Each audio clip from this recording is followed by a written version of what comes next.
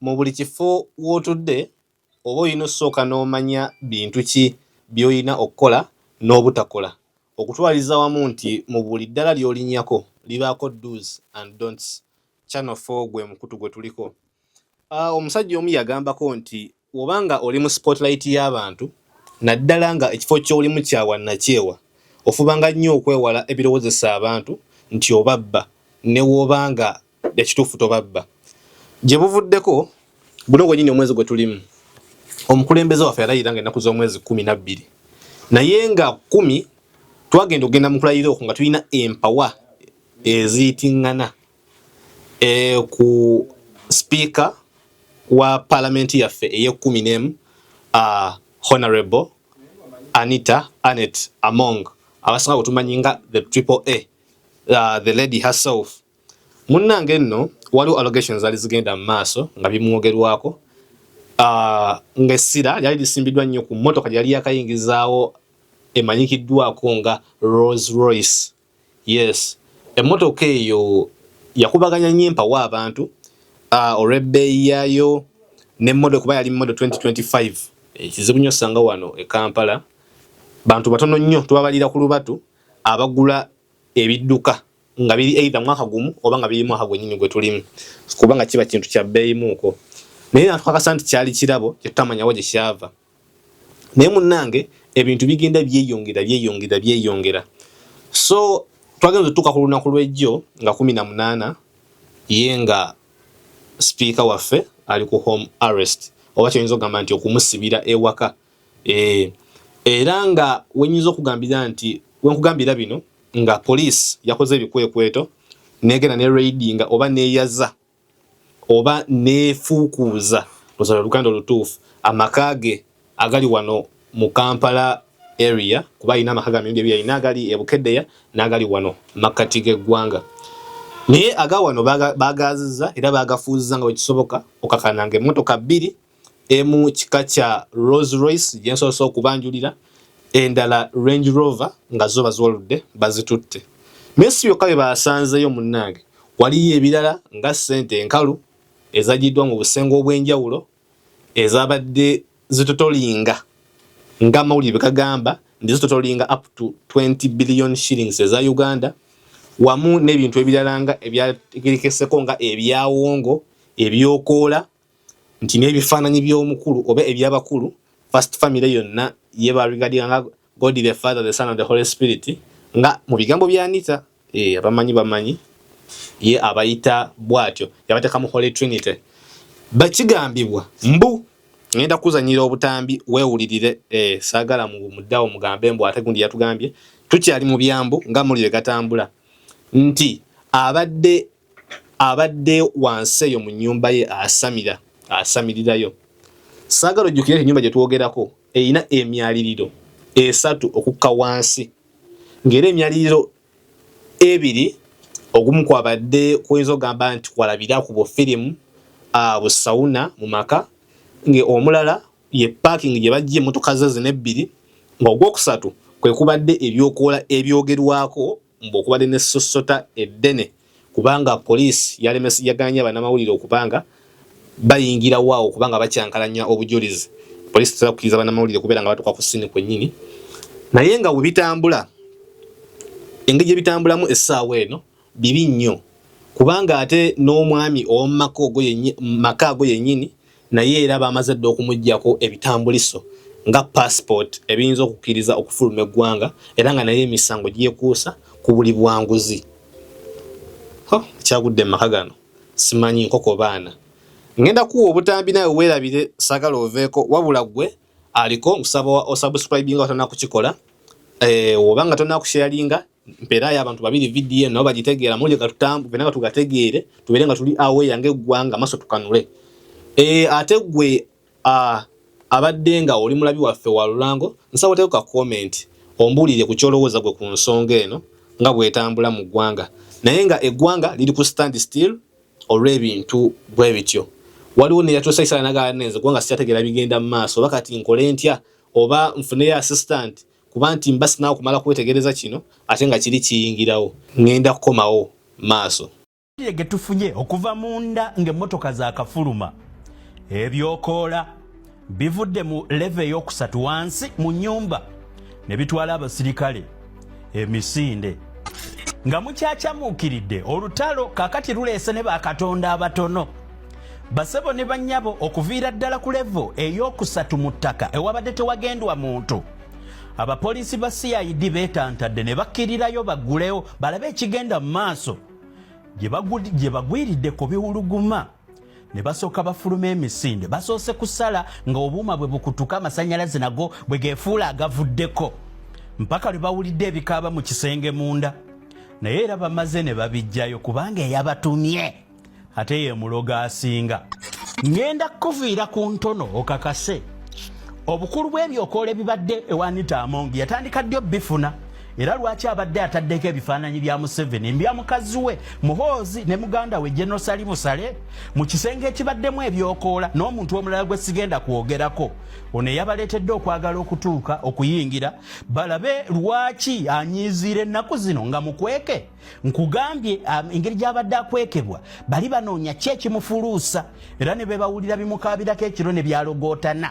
Lwaki abirogootana? Ne leero walo byendabye ng'omusota omunene gwe bagusanze mu parliament ndabye n'ebifaananyi bye basanze mu nnyumba ye nga mu nsiri beeze ezirimu nga mulimu ekifaananyi kya maama kyekisooka ekya taata Museveni ekiddako wansi kya General Sale ne Muhoozi kati ate ye ne yeeteeka wakati ekitegeeza bavunnamire ye ate omuntu abadde amuleetera abasawo bamuyita Deeshi Fegona twagati Deeshi gw'obadde oleeta abasawo okuva Nigeria okuva Congo okuva gundi wano okuva wano Tanzania abasawo nga era abasawo abo Deeshi be yaleeta gwe Deeshi weemanyi bwe waleeta bagamba nti bwanaakwate entebe y'obwa sipiika buli basawo ababadde bava mu country buli muntu abadde alina okufuna obuwumbi busatu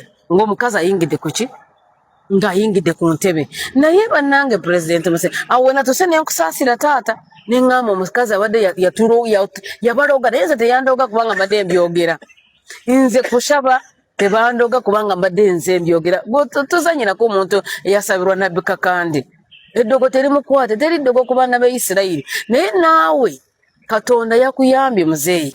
Ebyo nga bikyagenda mu maaso tulina abalwanyirizi b'eddembe wano mu ggwanga abakyala nga Atuhaire omukyala oyo amanyikiddwa nga Agatha Atuhaire kyemanya basinga mu mumanyi abamu abatera okugoberera ensonga zino she's a human rights activist era y'omu ku babadde nga bajja nga baanika ensonga zino mu lwatu njuke yavaayo n'atugamba nti speaker yasooka otula mu office y'obwa speaker yasooka okukola kwe kwongeza budget ya office eyo okugijja ku billions 4 paka ku billions 18 n'ebirala ebigwa mu kkowe eryo n'okweyongeza obusente bajja beesuuliramu munaye ng'abantu beefuula batabiwulira naye essaawa eno bitandise okuvaayo kimu ku kimu. Things are unfolding in ways we did not expect oba even the speaker did not expect. Abasinga bagamba nti speaker sente zono zabadde nga afno bazza yayongeza mu bintu abadde nga zikozesa mu ngeri ennungi gamba ng'okuzimba amalwaliro okuzimba amasomero n'ebirala ebigwa mu kkowa ng'eryo oba n'okuteeka akasente mu bintu ebitwalibwa nga mu maaso. Tukinajjukirwa nti wano yateeka ssente mu kuzimba eddwaliro lya kansa teyakomaawo n'ateekayo obukadde 10 mu kudduka emisinde egigenda okutaasa abaana abatalina mwasirizi. Byonna bibadde nga bijja bitambula naye era embalirira weefuluma kiraga nti ssente ziyingira obufuluma busammambiro ku ssente zaagaba buba busammambiro nnyo ku ssente eziyingira. That woman has so much money. What we show as money she has stolen, what we shown during the first exhibition, what is happening now is only what we are able to get our hands on. So she, first of all, she increased her budget. The budget of the speaker by the time she came, of the office of the speaker, was 4 billion. Now I think it's 18. It's 18. It's 18 billion. So first you have 18 billion to yourself. I mean, I don't know for what. Because you're not paying salaries, the salaries are still paid, people are still paid somewhere else, but you also have many other benefits. So 18 billion is the speaker's office. 18 then billion. You have that she will go to other budget items and she will get money from it. So if you have the CPA, the Obore's department, which also has a budget of, I think it was 10 billion. I think it has been increased also to maybe around 18. I need to cross check. Is that department will use only like a quarter of it. The rest still, it goes to her. A quarter of it? Yeah. If you ask anyone who sits on committees, if any committee in this financial year that is about to end, if any committee has gone to the field, if any committee has gotten money, so she will take committee money, she will take travel money, she will take money so she introduced that corporate social responsibility budget, which was not there, and that money it was 52 billion. So I want you to count by the time I mentioned the viewers' benefit, the corporate social responsibility was what? Because ordinarily, social corporate responsibility is done by private companies. I mean, giving back to the community. It's such a redundant. You are starting with even the basic that Parliament is not a corporation. Mm-hmm. It cannot have corporate social responsibility. Because in the first case. But then you go to even the second, that activities she claimed to have done with corporate social responsibility money, irregular, illegal as it is, she didn't do it.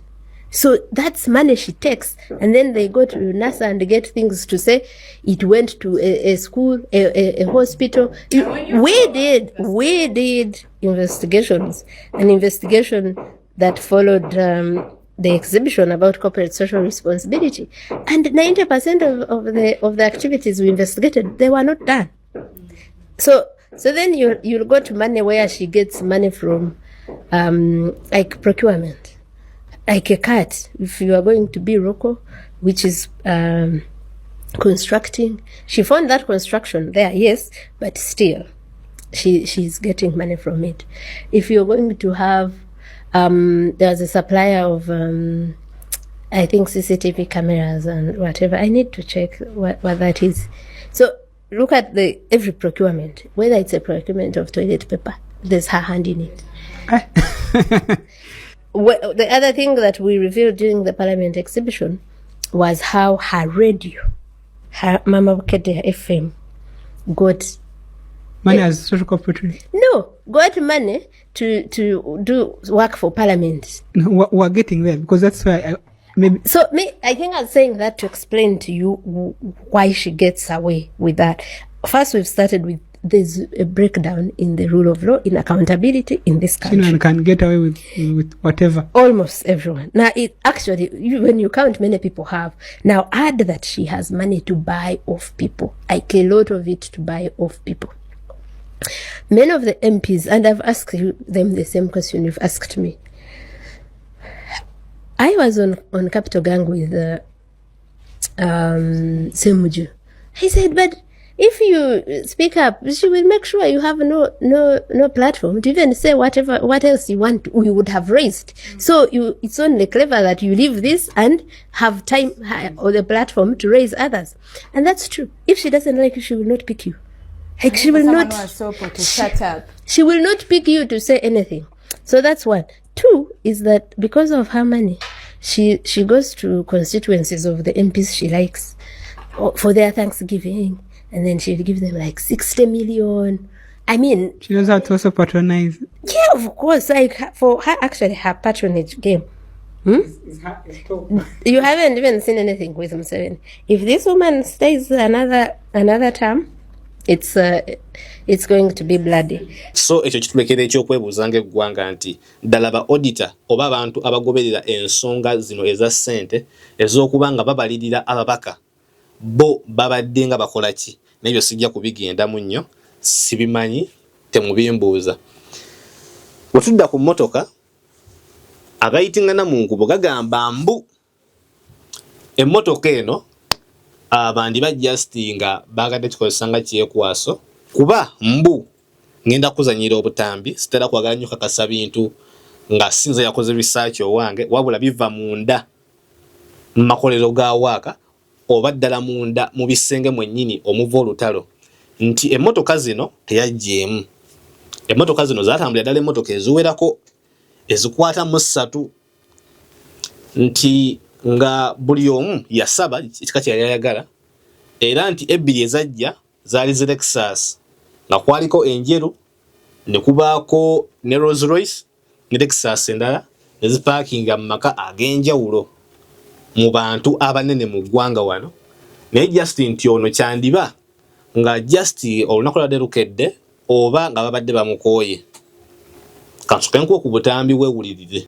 Kati omusajja oyo nga aleeta motoka nga abali abagala motoka speaker nga agamba yagala motoka zino zayagala janaavuga mu kisanja kino ekyobwa speaker ekiddako ayagala Rolls Royce era ye ne bamutumira Rolls Royce gundi tayebwa nafuna Lexus gundi ni minister wa Kampala Lexus ya white mugende muzinoonyi nabanja naye motoka chofa togabye motoka so ebintu byomulaba twabyogera dda bona baafuna motoka eyamisa kabanda motoka ya white Lexus mpya so abantu bano ne babanga esente z'omwara kyovora bakugamba nti it is a gift era emotoka eno bwemala okutuuka nga bantu bamugamba nti emotoka eno bona ogivuga nga tonagamba jjajja oyina ekizibu ky'amaanyi ng'agenda agamba jjajja nti bantonedde emmotoka jjajja ng'amubuuza bakutonedde emmotoka wamaze okudeclaringa by'obugagga bwo ewa IGG naawo n'asirikawo n'asirika n'ebintu bye kati mwe mugenze kugijjayo nga Susan najogera dda kubanga esente zaagula emmotoka eyo zaava ku mwala era mwami Kitandwe gwe baazijjako era abantu bemmenye buli muntu alina mmotoka so bw'oba onoonya olwanyisa nguzi President Museveni kwata buli muntu abadde mu office ya government kubanga buli muntu alina bye bakoze. Kyano fogwe mukutu temujjanga okwo mugende mu maaso n'okutugoberera wano waka wabeera. Bye bye.